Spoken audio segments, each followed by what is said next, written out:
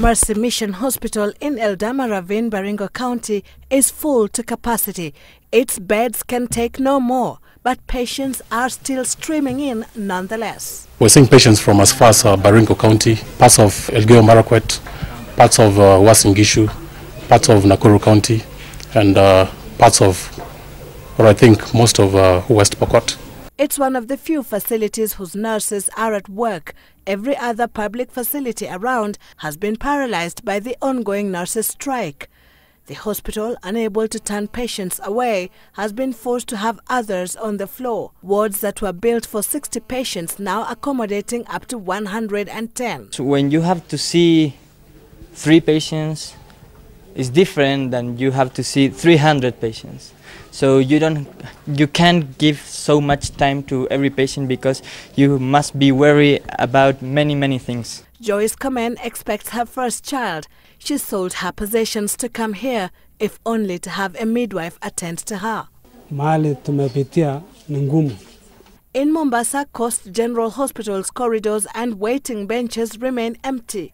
Kote kumekuwa hakuna watu kabisa, hakuna maendeleo ambayo yanaendelea ndani ya hospitali, hakuna wauguzi kabisa. Sasa inabidi nalazimika kutafuta mahali pengine hata kama ni hospitali za private ili niweze kupeleka mwanangu huko. A situation replicated across the country where 26,000 nurses are on strike. We all know that the nurses are the managers of the ward, and without them the doctors can't do the function.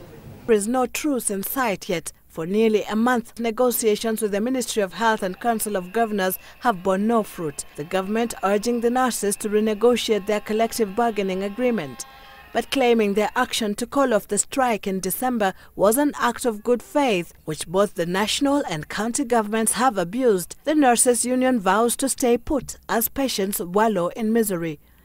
A glimmer of hope, though. On Friday, the government signed a new CBA with doctors, forestalling another ugly confrontation that would have worsened the situation. Sources say the Salaries Commission has okayed the CBA between doctors and the Council of Governors. It is set for signing next week. The CBA is expected to cost the government an additional $4 billion per year, catering for about 5,000 doctors. The nurses, on their part, insist they are not asking for much, as their CBA, expected to cost 7.25 billion shillings more, will take care of the 26,000 nurses in the public sector. The Kenya Union of Clinical Officers has also suspended their strike, which was to take off today. This following negotiations between the union, the Ministry of Health and the Council of Governors on Friday, even as the union insisted the strike will kick off in 2 weeks if no agreement is reached. Sylvie Chebet, Citizen Weekend.